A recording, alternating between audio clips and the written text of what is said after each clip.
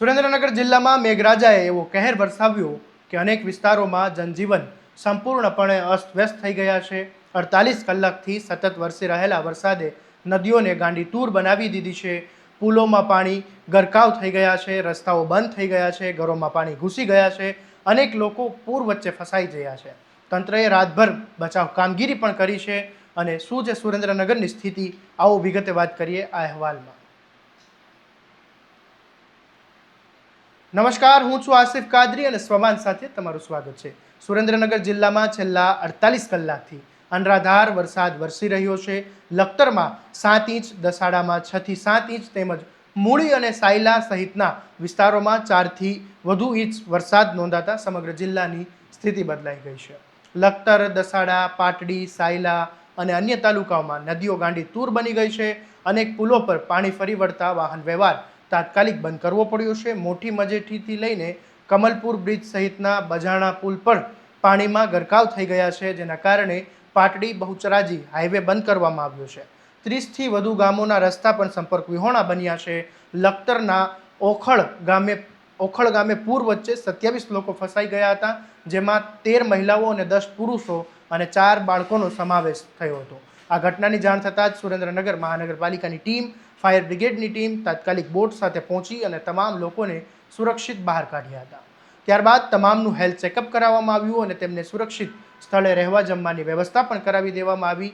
અને આવી બીજી તરફ પાટડી તાલુકાનું હેબતપુર ગામ છે, જ્યાં ભારે વરસાદ વચ્ચે નદીમાં 42 લોકો ફસાઈ ગયા હતા, જેમાં એક સગર્ભા મહિલા પણ હતી અને ફાયર બ્રિગેડ અને સ્થાનિક વહીવટીતંત્રની ટીમ સમયસર રેસ્ક્યુ ઓપરેશન ધરીને તમામ લોકોને સુરક્ષિત રીતે બહાર કાઢવામાં આવ્યા। આરોગ્ય તપાસ બાદ તેમને સલામત સ્થળે ખસેડવામાં આવ્યા છે। વરસાદના કારણે દસાડા અને આસપાસના વિસ્તારોમાં અનેક ઘરોમાં પાણી ઘૂસી ગયા છે। નીચાણવાળા વિસ્તારોમાં જળબંબાકાર બની ગયા છે। લોકોના ઘરવખરીથી માંડીને તમામ સામાનોને નુકસાન પહોંચ્યું છે અને જનજીવન પર ભારે અસર પડી રહી છે। સુરેન્દ્રનગર શહેરની સ્થિતિ ચિંતાજનક બની છે। શહેરના 80 ફૂટ રોડ, સંત સવૈયાનાથ સોસાયટી, મૂળચંદ રોડ સહિતના વિસ્તારોના ઘરમાં પાણી ભરાઈ ગયું છે। તો સૌથી ચર્ચા એ બાબતની થઈ રહી છે હાલ તો કે ખુદ મેયરના વોર્ડમાં જ લોકો પાણીમાં ઘેરાઈ ગયા છે। સ્થાનિકોનો એવો પણ આરોપ છે કે પ્રી મોન્સૂનની કામગીરી માત્ર કાગળ પર કરવામાં આવી હતી। અનેક લોકોએ અધિકારીઓને ફોન કર્યા, પણ અધિકારીઓએ તેમના ફોન ન ઉપાડ્યા હોવાની પણ ફરિયાદો હાલ સામે આવી છે। કેટલાક સ્થાનિકોએ તો મેયર ચૂંટાયા બાદ વિસ્તારમાં ન આવતા હોવાની પણ વેદના વ્યક્ત કરી છે। ત્યારે આ મામલે સ્થાનિકોનું શું કહેવું છે એ પણ તમે સાંભળી લો। હું અહીંયા સનફ્લાવરવાળી સ્કૂલીમાં રહું છું। ચોમાસામાં એટલો બધો પ્રોબ્લેમ છે, જે ગારો ગંદકી આવે છે અને ઓમે થઈ જાય છે, મચ્છર ગાડે છે, વત્તા શિયાળો અને ઉનાળામાં પણ અહીંયા ગટારો ઉભરાય છે। કોનો વોર્ડ છે આ? મેયરનો વોર્ડ છે? મેયરનો વોર્ડ છે, રાકેશભાઈ। છતાં આવે છે તમારી વોર્ડ? કોઈ દિવસ તપાસ કરવા નહીં આવતા। તમામ અધિકારીઓને જાણ કરી છે, કોઈ જોવા આવતું નથી। પાણી ભરાણા છે કાકા, કેવી પરિસ્થિતિ છે? પરિસ્થિતિ તો તમે જોઈ રહ્યા છો હાલ કેવી છે। આ ચોમાસામાં ખૂબ ખરાબ પાણી ગટરના અહીંયા ઉભરાય છે। આનો કોઈ રસ્તો થતો નથી। મ્યુનિસિપાલિટીમાં ઘણા ટાઈમથી કહીએ છીએ, પણ કોઈ આનો ઉકેલ આવતો નથી, કોઈ જોવાય આવતું નથી। એન્જિનિયર સાહેબને કહી ચૂક્યા છે, પણ કોઈ જોવા આવતું નથી। અને આ ઉનાળા, શિયાળા અને ચોમાસા દરેકમાં પ્રોબ્લેમ છે, પણ ચોમાસામાં તો રહી શકાય એવી કોઈ પરિસ્થિતિ જ નથી અહીંયા, છતાંય અમારે રહેવું પડે છે। ઘરના ઘર મૂકીને અમે ક્યાં જઈ રહેવા? કેવી પરિસ્થિતિ છે અત્યારે? ખૂબ ગટરના પાણી ઉભરાય છે। આ ભાઈએ પણ જો દરરોજ પાણી ઉલેચે છે, ચોકડી આખી ભરાઈ જાય છે, ધીમે ધીમે અંદર પાણી ઘૂસવા માંડ્યા છે। આ વચ્ચે જિલ્લામાં આવેલી સૌરાષ્ટ્રની જીવાદોરી ગણાતી ધોળઈધજા ડેમ પણ ઓવરફ્લો થઈ ગઈ હતી અને ડેમમાં ભોગાવો નદીમાં પાણી છોડવામાં આવતા સિયાણી, મેમકા, ખીમસણા, વઢવાણ સહિતના 13થી વધુ ગામોને એલર્ટ કરવામાં આવ્યા છે। જિલ્લા તંત્ર અધિકારીઓ છે તેમને રજાના દિવસે પણ પોતાનું હેડક્વાર્ટર ન છોડવા માટે આદેશ આપવામાં આવ્યા છે। નીચાણવાળા વિસ્તારો પર સતત નજર રાખવામાં આવી રહી છે। ભારે વરસાદના પગલે જિલ્લાના અનેક વિસ્તારોમાં શાળાઓમાં રજા પણ જાહેર કરવામાં આવી છે। વહીવટીતંત્ર દ્વારા લોકોને નદી, નાળા અને પાણી ભરાયેલા વિસ્તારોમાં ન જવા અપીલ કરવામાં આવી છે। જિલ્લાના કલેક્ટર આ મામલે સમીક્ષા કરી તમામ લોકોની નજર રાખી રહ્યા છે। ત્યારે જિલ્લા કલેક્ટરે આ મામલે શું કહ્યું એ પણ સાંભળી લો।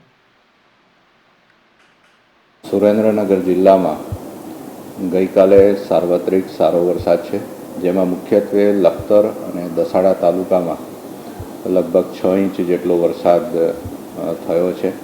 બાકીના તાલુકાઓમાં સામાન્ય વરસાદ છે. કુલ જોઈએ તો પણ લખતર અને દસાડામાં 300 mm ઉપર વરસાદ થયો છે, જ્યારે સૌથી ઓછો વરસાદ આપણને ધાંગધ્રા અને થાનગઢ તાલુકામાં છે. પણ એ તાલુકામાં પણ કુલ 5 ઇંચથી વધુ વરસાદ નોંધાયો છે. ગઈકાલે અમારી સમગ્ર ટીમો, તમામ મામલતદારશ્રીઓ, તમામ તાલુકા વિકાસ અધિકારીશ્રીઓ અને પ્રાંત અધિકારીશ્રીઓ હેડક્વાર્ટરમાં હાજર રહ્યા છે. અને આજે પણ તેમજ શનિ રવિની રજામાં પણ દરેક અધિકારીશ્રીને હેડક્વાર્ટરમાં હાજર રહેવાની સૂચના આપી છે.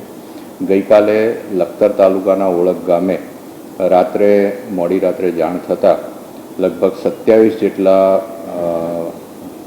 માનવોનું આપણે રેસ્ક્યુ કર્યું છે. એ લોકોને સુરક્ષિત સ્થળે ખસેડવામાં આવ્યા છે. ફાયર બ્રિગેડની ટીમ તેમજ પ્રાંત અધિકારી શ્રી, મામલતદારશ્રી, ટીડીઓ શ્રી હાજર રહી અને આ ઓપરેશન પૂરું પાડ્યું છે. આ ઉપરાંત ભાસ્કરપરા ગામમાં પણ તળાવનો પાળો તૂટવાથી લગભગ 10 જણને આપણે રેસ્ક્યુ કરીને સલામત સ્થળે ખસેડ્યા છે.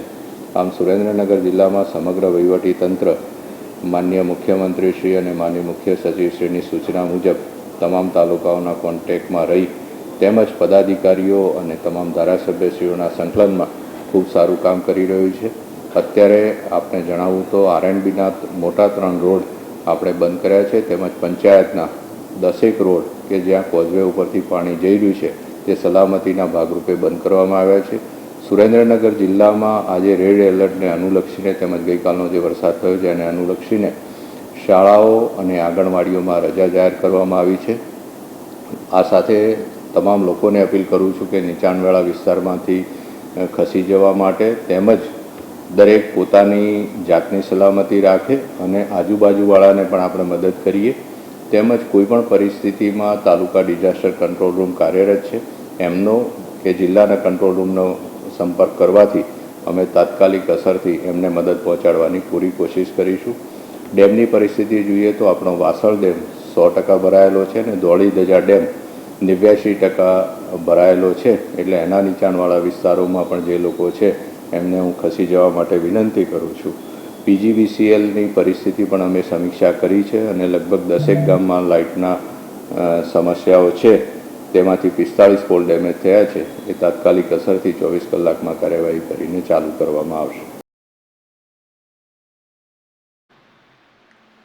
હાલ વરસાદ હજુ યથાવત છે. એક તરફ ડેમો અને નદીઓમાં નવા નીરની આવકથી ખેડૂતોમાં ખુશીનો માહોલ છે, તો બીજી તરફ પૂર જેવી સ્થિતિ અને પરિસ્થિતિના કારણે હજારો લોકો મુશ્કેલીમાં મુકાયા છે. હવે જોવાનું એ રહેશે કે આગામી કલાકોમાં વરસાદનું જોર ઘટે છે કે સુરેન્દ્રનગર માટે આ પડકારજનક સ્થિતિ હજુ વિકરાળ બને છે. આ મામલે તમારું શું કહેવું છે અમને કોમેન્ટ બોક્સમાં જરૂરથી જણાવજો.